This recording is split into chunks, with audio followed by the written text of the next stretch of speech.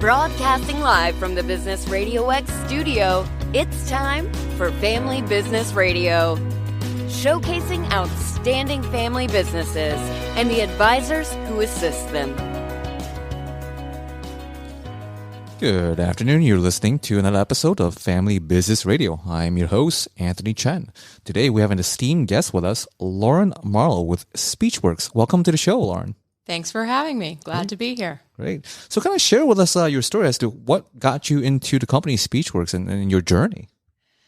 Wow, where do I start? Well, we can start right from the beginning. So, my background is actually in the legal field. I was a practicing attorney for 15 years, and I focused on corporate and tax transactional work. So I spent quite a lot of time behind a computer and writing a lot. Mm-hmm. But, more than that, I spent a lot of time with my clients, right? And trying to communicate with them about the complexities of the legal world and how these various legal aspects apply to them. Mm-hmm. And I over time it became very clear to me that a very important part of being a lawyer is being a storyteller. We tell stories about our clients' cases. We tell stories to our clients through the forms of examples and hypotheticals and other ways to help our clients really try to understand really complicated topics and to boil it down into digestible bits for people who are not comfortable and familiar with legalese. Mm-hmm. And it was a really wonderful career. I had a 15 years of business experience with lots of exposure to different kinds of businesses and boards and C-suite folks and people in leadership and all sorts of questions relating to employment and how to deal with employees and problems and business disputes and any kind of question you can think of as it comes to running and operating a business, buying and selling businesses. You name it, I did it. And actually, Speechworks was a client of mine, mm-hmm. and I knew the owners very well, and I loved their business, and I loved the people that I got to work with. They were, it's a very unique company. And then, I'm sure you have lots of people come on and say we have a very family-like, culture. Mm-hmm. At Speechworks, we really do. Many of our coaches have been with the company for, anywhere from 10 to 25 years, and they really do care about each other and spend time with each other and talk with each other and encourage each other as if it really is like a family. So it's a really interesting culture. And when the opportunity came to take the leap, so to speak, and become an actual owner, I couldn't resist. Mm-hmm. This was it was a combination of things. This opportunity really came up during towards the end of the COVID. A couple of years that we've all kind of been on pause. And although I was incredibly lucky to be as busy as I've ever been doing corporate work, all of the rest of the aspects of being a lawyer kind of evaporated. So there weren't any, networking went away. Oh. Social lunches with clients kind of went away. All of the social aspects of the job just went away mm-hmm. for a little while. And I started to notice that I was spending day in and day out working the same hours, if not longer hours, as lawyers work. So, that's anywhere from 12 to 16-hour days on average. Mm-hmm. Not to be discouraging to any aspiring lawyers out there, but it is true. And sitting at my desk, and it was just really lonely. It started to get lonely, mm-hmm. and I wanted to spend, the opportunity to get back out there and really start to work with people again came up, and And I love it. I love a challenge and a new opportunity. So I took it. Talk about a really tough skill set one needs to master in terms of kind of funny with Speechworks is being able to, as they say, craft a story for the clients to understand. It's already hard enough to get them to understand legalese. Then you can add the tax code on top of that. That's like a double whammy. It is. It is. It can be very difficult to explain.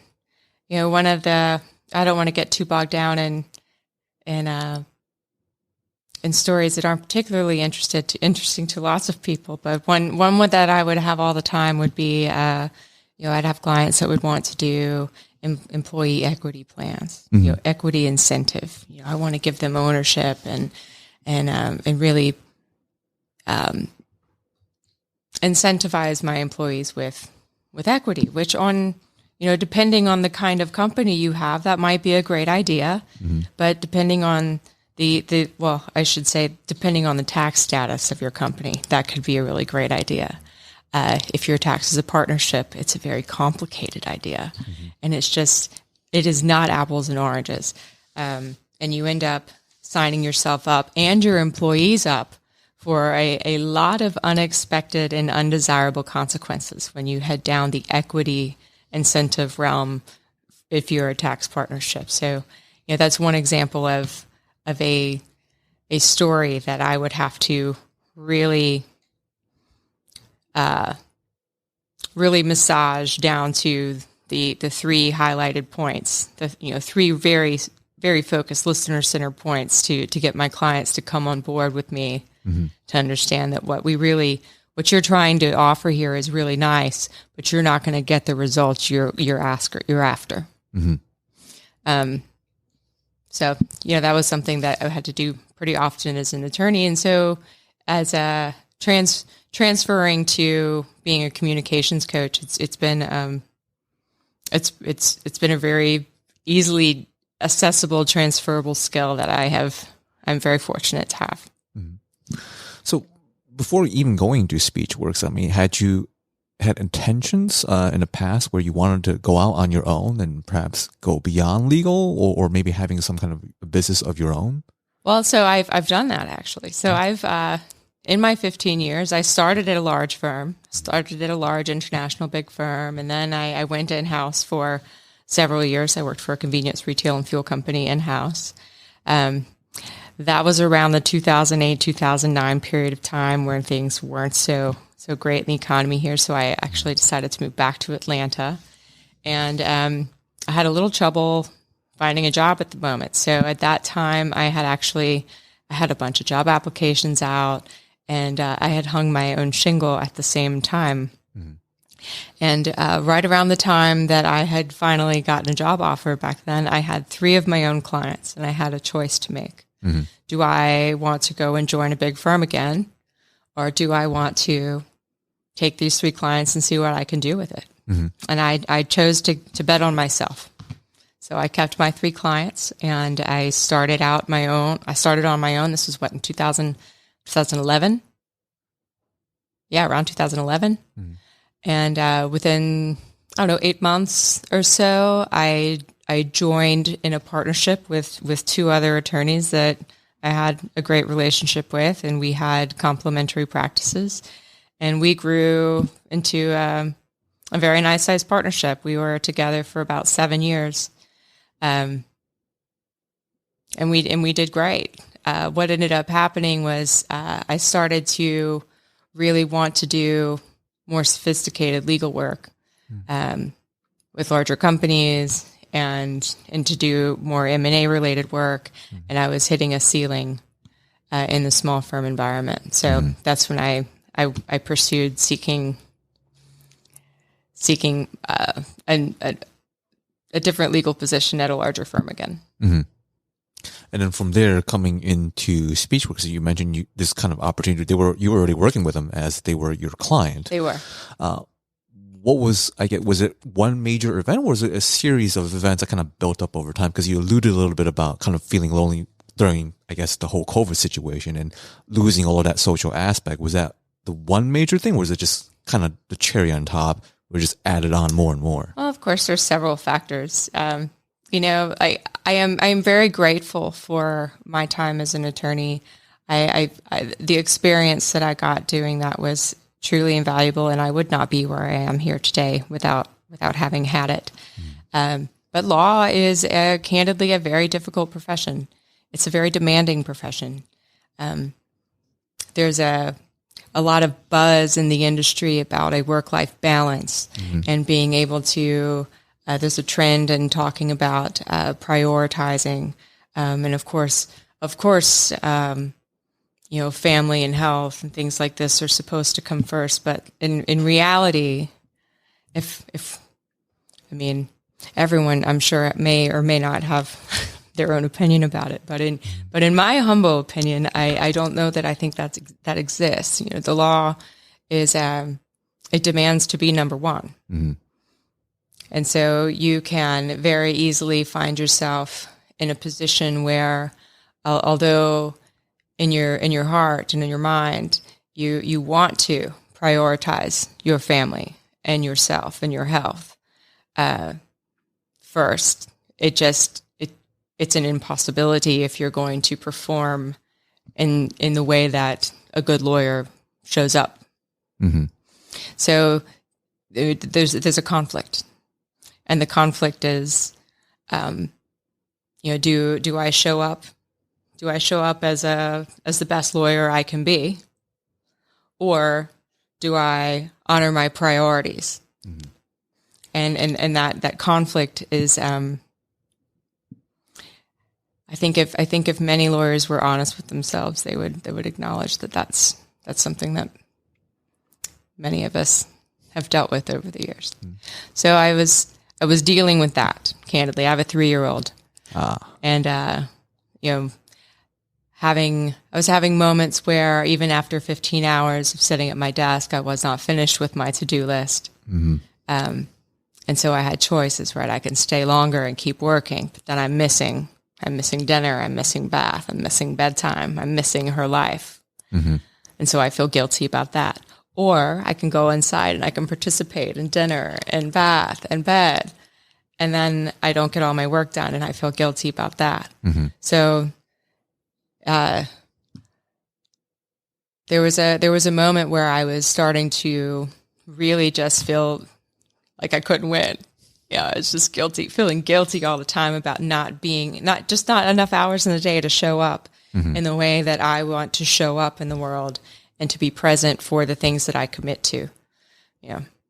It almost feels like you're put in a no-win situation. And for the listeners who are kind of the nerds and geeks out there, it's like a Kobayashi Maru from Star Trek. It doesn't matter what decision you're losing out. In some way, yeah. Yeah, that does ring somewhat true. Mm-hmm. Unfortunately, this opportunity of Speechworks came along, and you emphasized that it's a genuine family-oriented or family-cultured environment. Can you kind of share with us maybe a story or two as to some of the experience that you may have observed when you were working with them as your client that kind of jumped out at you? Sure. Actually, I'd love to talk a little bit about the origin story, if I could. Yeah. So Speechworks itself was started in the mid-'80s by Spring, Asher, and Wiki. I'm blanking. But Spring and Wiki were both, broadcast in broadcasting, mm-hmm. And they saw a need in people who were showing up on broadcast, for broadcast journalism, for interviewing, that they needed assistance in learning how to better prepare and deliver in interviews. Mm-hmm. And so they each had kids of their own. These were 2 women, best friends, and they started their own broadcast journalism training company. And that very quickly evolved into corporate training, because the communication skills that were needed for showing up to deliver and present well in broadcast are very translatable to almost any communications-based context that you can think of. You're making presentation to the board. You're trying to lead your team. Mm-hmm. And these skills, this ability to communicate effectively and clearly, just became, it was obvious. It became obvious to them as entrepreneurs, and they were leaders, well known in the industry back then. And so it grew from there. So Spring and Wiki ran the company, I want to say, until the mid-90s, late 90s. And at which point, Spring's son, Joey Asher, I think everyone knows Joey Asher around town. He bought the company from his mother, and and he ran the company for another 22, 23 years. Mm-hmm. And so it's really been a family business. The Ashers, it's still called Speechworks / Asher Communications, and we're never going to change that. The Ashers have created something. Their family created something special, and having been their attorney for 10 years, and Jason, my business partner, was a business consultant of theirs for 4 or 5 years.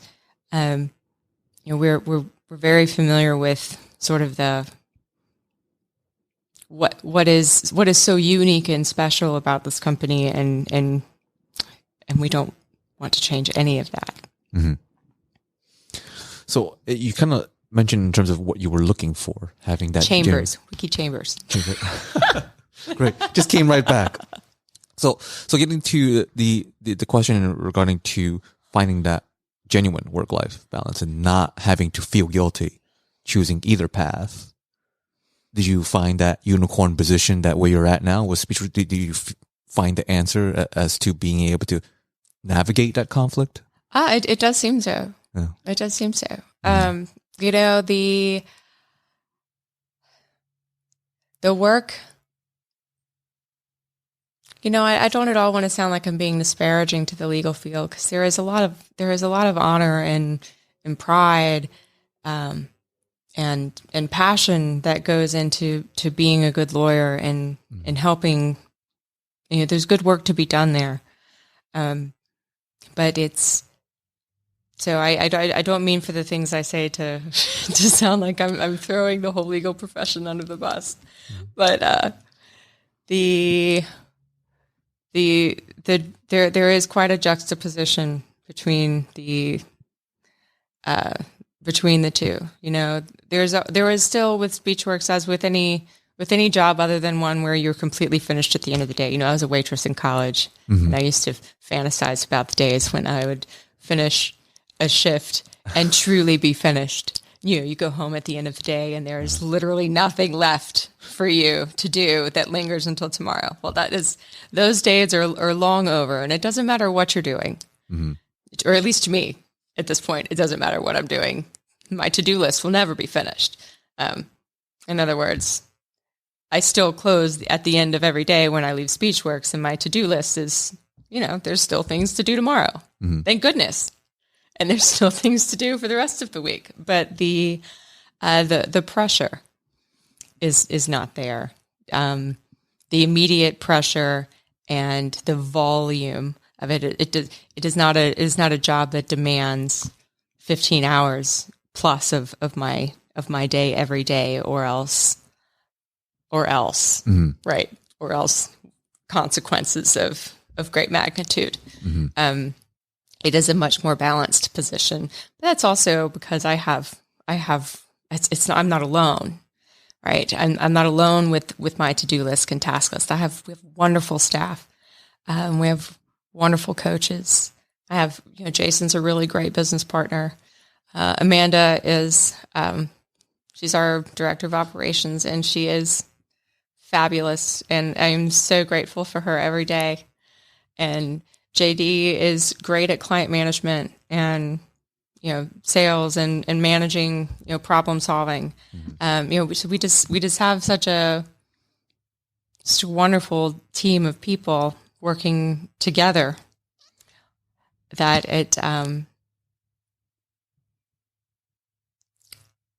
the pressure is very different. It sounds like you're surrounded by very good people. Yes, very good people. People I'm grateful to have in my life. So kind of peeling back the curtains a little bit, for those who are listening, what does it look like in terms of working with Speechworks and kind of going through the training process? Well, so we have we are a communication skills company, right? So, and we do really try to stay focused on communication skills because it's a soft skill, right? And it has you could have the tendency to branch out into other areas. But so we have a number of programs that we call our basic programs. So our Persuasive Speaker is what we call our flagship program. That is more of a presentation skills training class. So we have a formula. You come in. We go through what the formula is. We teach you the formula. We teach you style. We teach you good eye contact. We teach you, methods that you can employ to make more meaningful connections with your audience, so that you can hopefully be more persuasive. In fact, with what you're trying to communicate, that is a presentation style focused course. So think like board presentations, or I have a presentation that I have to make in front of my boss next week, or something of that sort. That presentation based. We also have one called the Impromptu Speaker, and that is also formula based. Also utilizing the same concepts of eye contact and various forms of style and energy of how to connect with people, but it's more focused on how you communicate in a situation where you have little or no time to prepare. How do you organize your thoughts quickly so that you can communicate complicated topics in a way that sounds put together? And so you're not, what do we call them? The meanderer, where you're meandering all the way around until you finally get to your point. And so it's just a way of helping people organize and communicate directly, quickly. Both of those programs are customizable. So almost with almost every one of our clients, with all of our corporate clients, we've customized those programs to directly relate to the specific business problems and business needs of the group that we're working with. So if we're working with a finance group who's going to be talking with external constituents, then we will customize our programming so that that's the kind of communication styles that we want to be helping them learn. Or if it's a group of in sales. I mean, we don't do sales training per se, but the Persuasive Speaker program has been incredibly effective in sales. We had a call last week from a client, an old participant who we'll call her Jane for confidentiality reasons, but she was at the time, a couple years ago when she took our Persuasive Speaker, she was still in the college and university division of a large food and beverage company. And she was given the task of trying to not only convert a large West Coast target into using her company's products, but also discontinuing to use the competitors' products. And she tried and tried and tried, and she kept getting no thank yous. We're happy. We're not interested. Door in the face, door in the face, door in the face, for quite some time, until finally her persistence did pay off. And they said, you know what, fine. I guess we're tired of hearing you. Call me. So we're going to give you 15 minutes, just 15 minutes. But in that 15 minutes, she put in a lot of work. I will not give Speechworks 100% of the credit there. She definitely earned all of that herself, but she did employ our methodologies. And in that 15 minutes, she won. She won that base. She won the client, and that client is now still a loyal company, a loyal customer of her company, and Jane now runs her own division. So she's not only won a big sale, but she has, over the course of 24 to 18 months, created a leadership position for herself, a meaningful one, decision-making one. So it sounds like the skill set isn't just about quote unquote selling to a large potential client, but really pitching in, being able to prepare in a very short time and being on the cuff, as you mentioned a little bit on an improv side. As you were discussing that, the first thing that came to mind, picture, and correct me if I'm wrong, is the people who are going to go on the show Shark Tank, they should be coming to you before they're getting put their feet to the fire on we that. would love that. Come our way. So then for the listeners who are understanding the value of public speaking, and especially for the introverts that are just absolutely frightful of public speaking, like how you mentioned a little bit in terms of the presentation as kind of the starting or elementary level. Is that something that they should dip their toe in, or do you have some kind of separate program specifically for that group? We don't have a specific program for beginners. Beginners. That said, the Persuasive Speaker program is a great program for someone who has never taken any communication skills coaching before. It's sort of the basics, if you will. It's true. Public speaking is actually the number one fear of people. It's so far. I think I did an article on this not very long ago. I want to say 80%, between 70 and 80% of the population is more terrified of public speaking than they are of spiders, of being in confined spaces, or even death. There's a joke we use around the office. It might even be a cliche at this point, but it's people would rather be in the box than giving the eulogy. Wow. Right? Yes. So it's and that fear is real. I have my own personal story. When I was in high school, I very unwisely agreed to sing in the high school talent show. Now, I can't sing. I never could. And now why I ever agreed to do this is beyond me. I said it was very unwise. And so not only did I unwisely agree to do it, but I unwisely didn't prepare for it. So when I went on stage to sing the song, not only was I not in tune, but I forgot the second verse. And so I sang the first one twice. I did this myself. And I was only a junior then, and I went to a small school, so I had to endure a good long year and a half of being the butt end of a whole lot of jokes. And it actually was rather traumatizing. I think I couldn't even sing in the car by myself for almost a decade. And then one day my best friend was getting married, and I was her maid of honor, and I had to give a speech, and I was just going to have to get over it. And so I did. I prepared. I exercised. I sang songs on the way out there as loud as I could. I was sweating. My knees were knocking. I'm sure of it. But I ripped off the Band-Aid, and that was the beginning. That was the beginning of my recovery from my absolute humiliation and fear of public speaking. And from there, in the law, in my profession, I had to show up. I had to make presentations. I had to do sales calls. I had to go and do all sorts of things. CLE courses. I've taught several of those. So, and it got easier and easier. And so I find it really interesting now that I actually am a partial owner of a communication skills company, and that I'm out every day teaching how to do this now. So I guess ultimately the point of the story is that if I can do that, if I can not only have the fear of it, but actually a real life traumatizing event from it and overcome it, anyone can. It just takes determination and really just deciding that that's what you're going to do.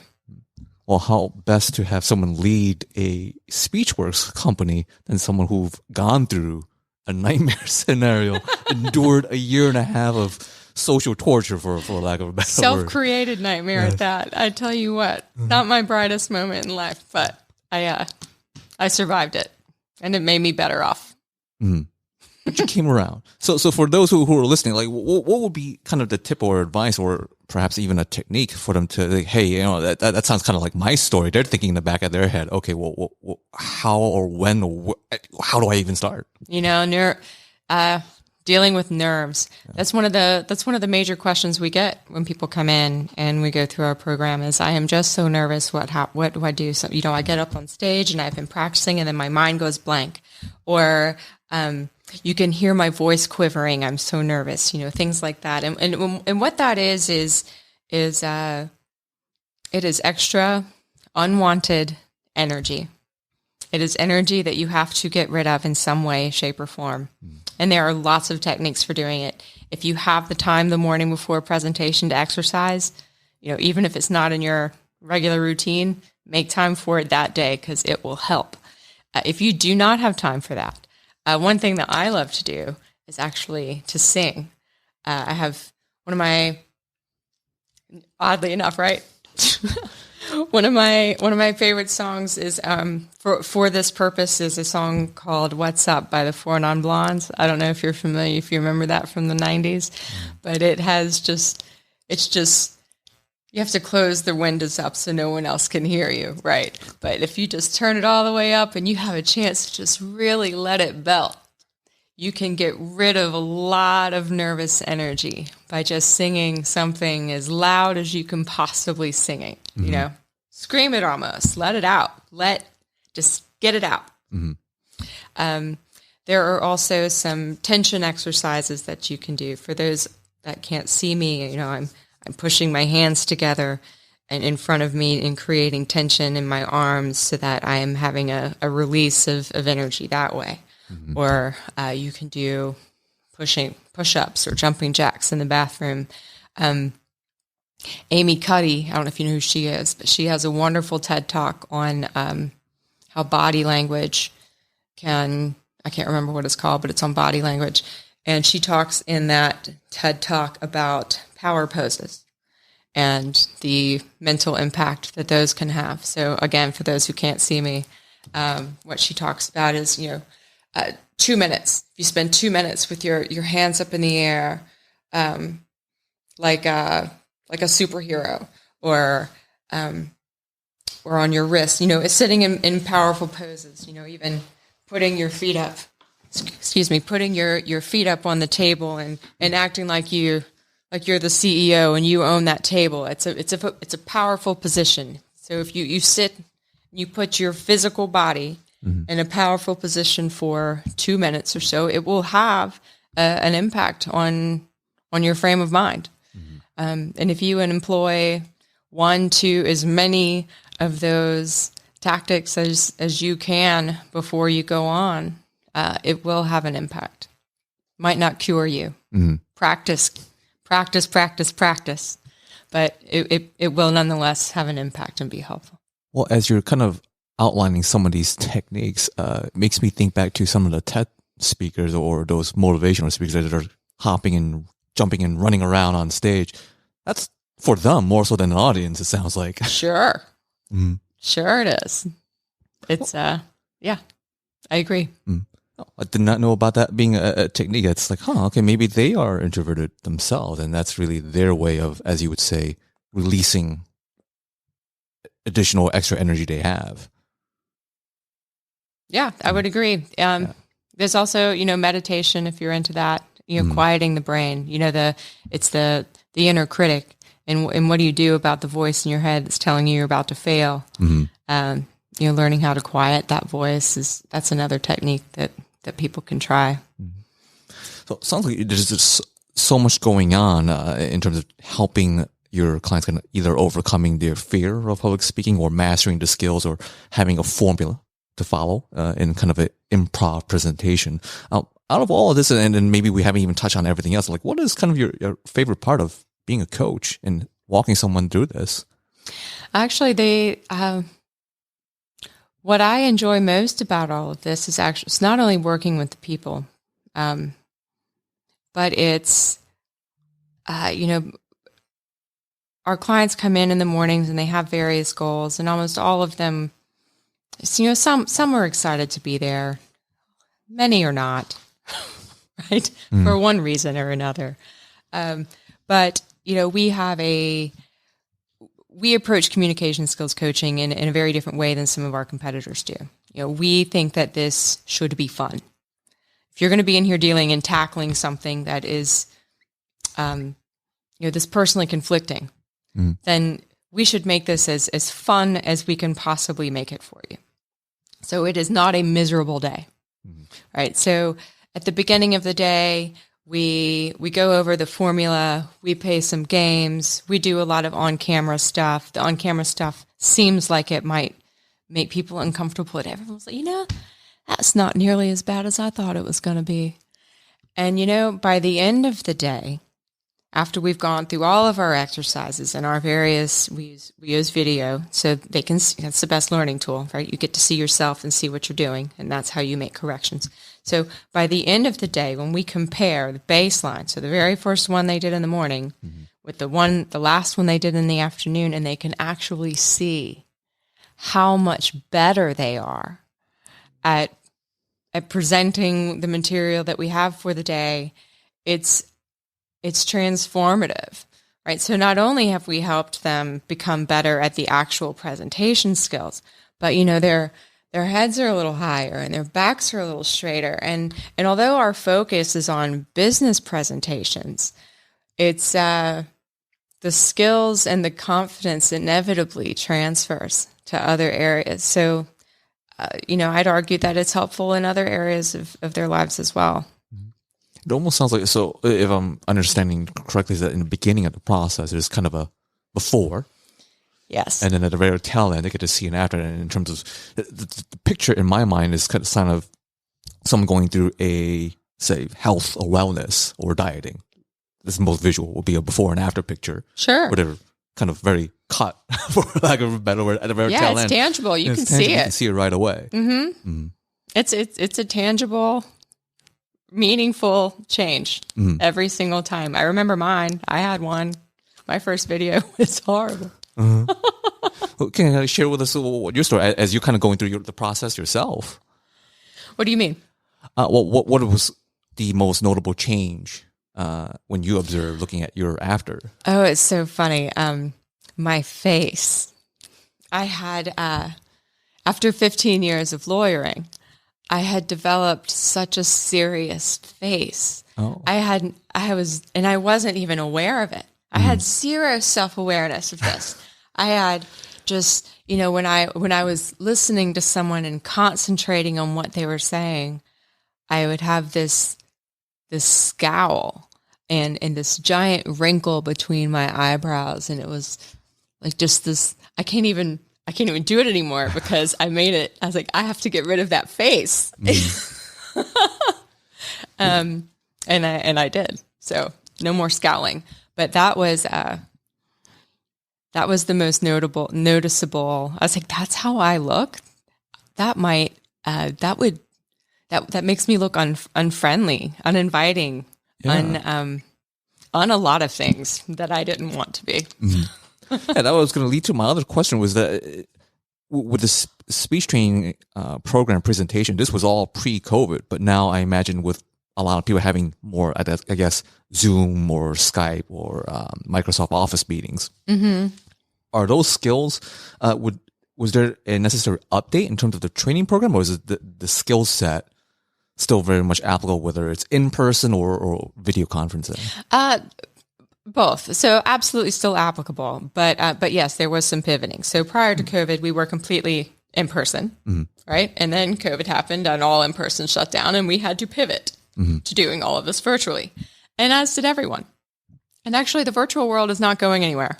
And so what was somewhat an unfortunate turn of events with seeming to having to convert to virtual ended up being a brand new business opportunity for us. So that we're now doing international stuff as well. And so I guess to answer your question though, it's just the way you make eye contact in person is different than the way you make eye contact over the computer. But you can still make very good eye contact over the computer. You just got to look at this camera right here instead of the person's face on the screen. If you find that you're looking at the person's face on the screen, then you're not making eye contact with them. and your connection with that person on the other side of the computer screen is not as strong. Right. So, and that's for me, it doesn't feel as natural because I'm not looking at the person directly to whom I'm speaking. But it's not about me. It's about the person on the other side of that computer screen and whether or not they feel a connection with me. And so, we would talk about eye contact in that way. So we would, redirect, we tweak our discussion on what is good eye contact to address the fact that we're all essentially news anchors now. Yes. Yeah. So, and how to connect with your audience as a news anchor as opposed to being in person.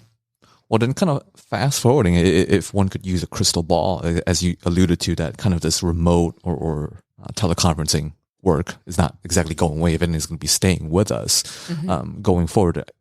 Do you think it will be an even more important skill set for new employees to learn, or even existing employees to be having some program like this to be weaved into their, I guess, corporate training? The short answer is yes, but I think at the end of the day, communication skills training in itself, regardless of the medium over which it's happening, is critical in the world we live today. There's more and more hype about the difference in hard skills and soft skills.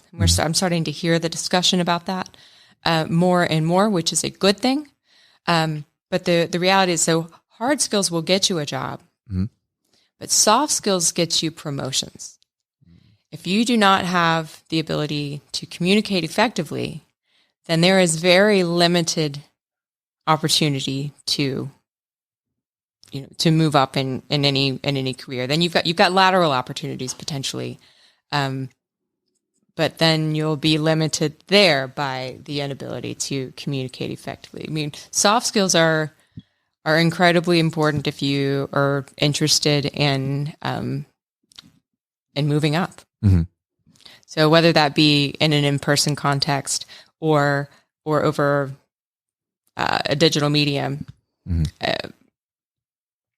investing in communication skills and how to communicate and connect. Really, it's not only communication; it's connection, right?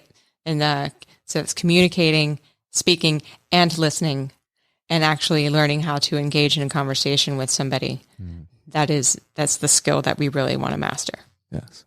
Well, you shared several stories. One from, I think we kind of changed her name, of course, with confidentiality, where she won that big contract out in the West. And then you kind of share your personal story from having that scowl on your face. Like, oh, you just noticed it, and having that change at the very tail end.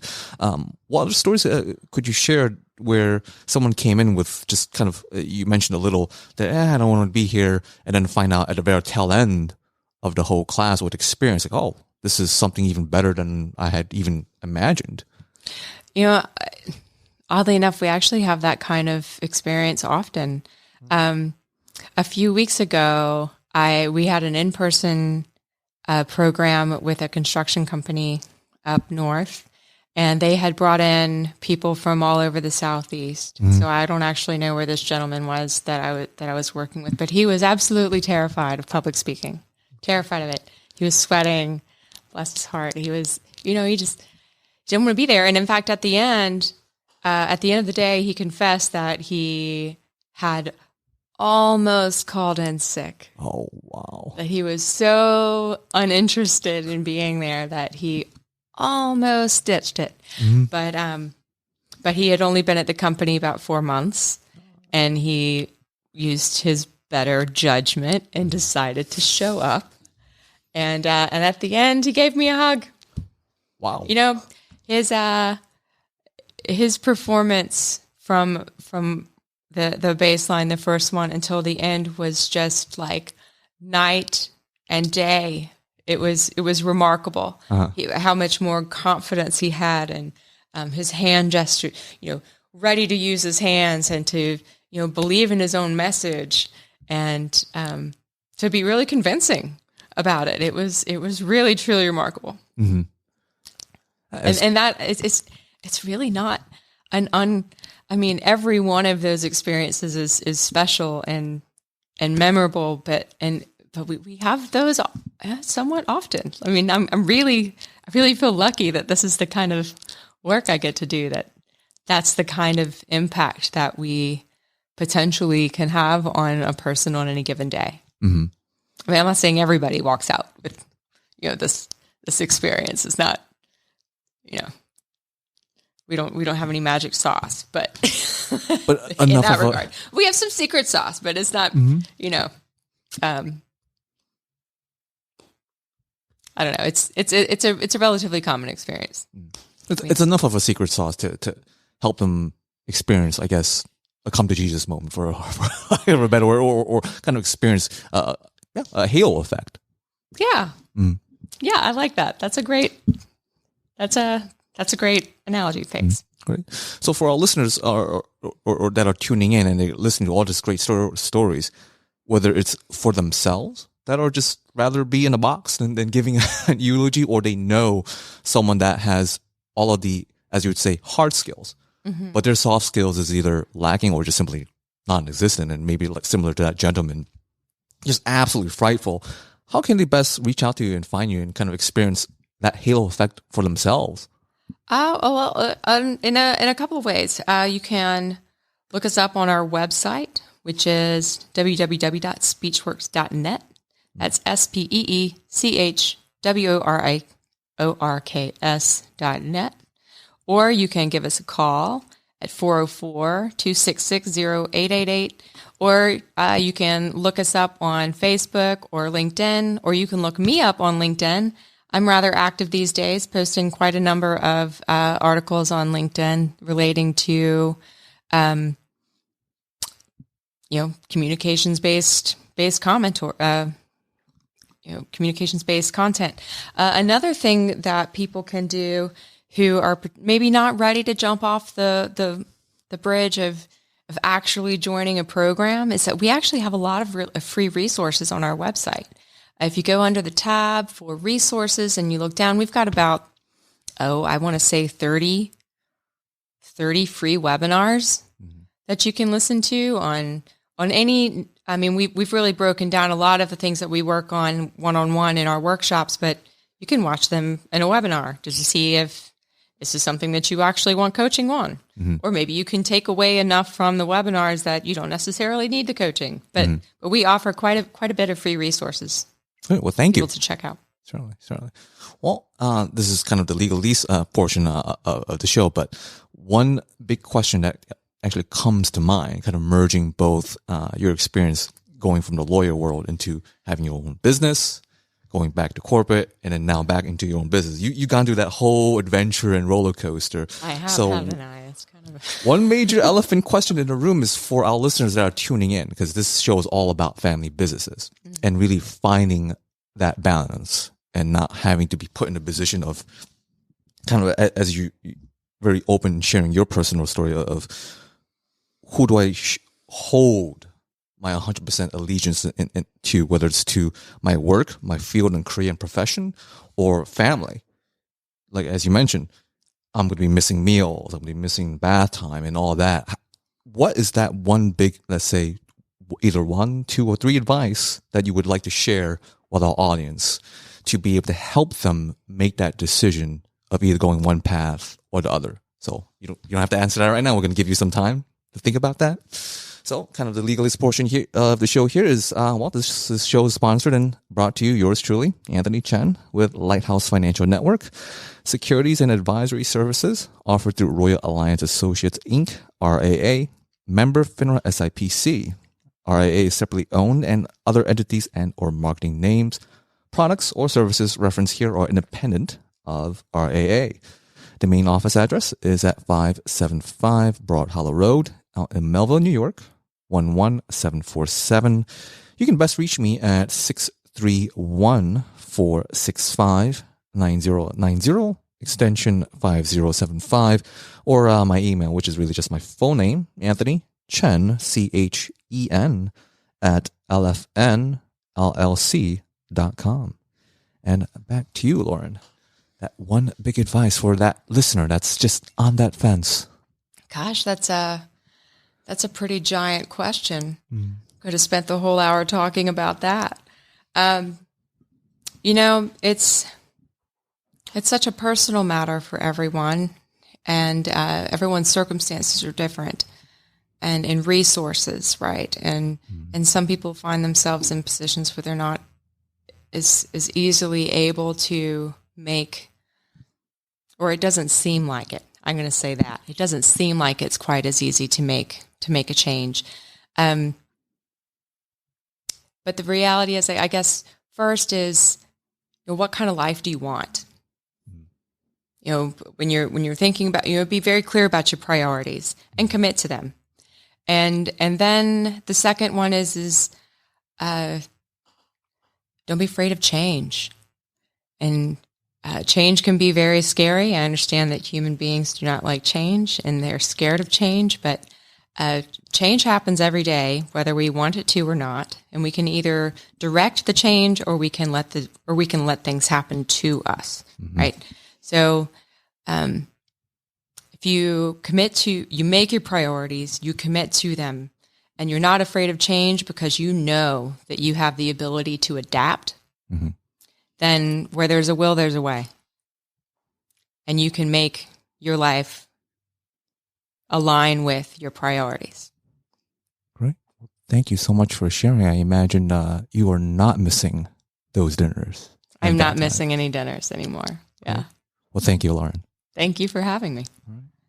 So on this section of Anthony Chen Financial Advisory side portion of the show, we talked a lot about being able to set priorities. And on this episode, we talked a lot about having to choose between family and career. And when I have a conversation with clients, it's not always about just at the end of the day, the dollars and cents. I kind of preach a lot about quality of life. Sometimes when working with clients, my big question to them is, how do you want your quality of life to be like? What is your ideal quality of life in terms of being able to spend time with family? We can certainly always look at contributing X dollars toward portfolio or insurance. But at the end of the day, is that really hold greater value than being able to spend time in terms of dinner or bath time with your kids? So when talking about financial planning, it's not always just about the portfolio size or what kind of insurance are in place, but it's really about what do those dollars and cents mean and what does it really buy you in terms of time and experience with the people that you care about and the people that you love. So if you've got questions and really wanting a second opinion with an advisor that understands that big picture, you got my contact information. I'm Anthony Chen with Lighthouse Financial. Thank you for listening in.